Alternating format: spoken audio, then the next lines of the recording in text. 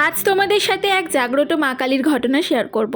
উত্তর কলকাতায় অবস্থিত ঠনঠনিয়া কালীবাড়ি মন্দিরের কথা নিশ্চয়ই তোমরা অনেকেই শুনেছ।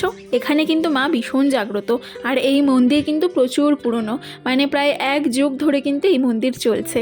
এখানে কিন্তু স্বয়ং রামকৃষ্ণ দেবও আসতেন মাকে নিত্য দর্শন করতে এবং পুজো দিতে। ডাকাত এলেই মন্দিরের ঘণ্টা বেজে উঠত ঠন ঠন করে। জঙ্গলের মধ্যে থেকে শোনা যেত মায়ের মন্দিরের ঘণ্টার ধ্বনি। সেই থেকেই কিন্তু এই মন্দিরের নাম হয়েছে ঠনঠনিয়া কালীবাড়ি সিদ্ধেশ্বরী মন্দির। কথিত আছে 1703 সালে উদয়নারায়ণ ব্রহ্মচারী মায়ের মাটির সিদ্ধেশ্বরী মূর্তি প্রতিষ্ঠা করেন এবং তিনি নিজের হাতেই কিন্তু মায়ের পুজো করতেন। তারপর থেকে এখান থেকে মায়ের মূর্তি সরানোর চেষ্টা করা হলেও কিন্তু কখনো এই মায়ের মূর্তিকে সরানো যায়নি। প্রায় 1 যুগ ধরে কিন্তু মায়ের এখানেই পুজো হয়ে আসছে।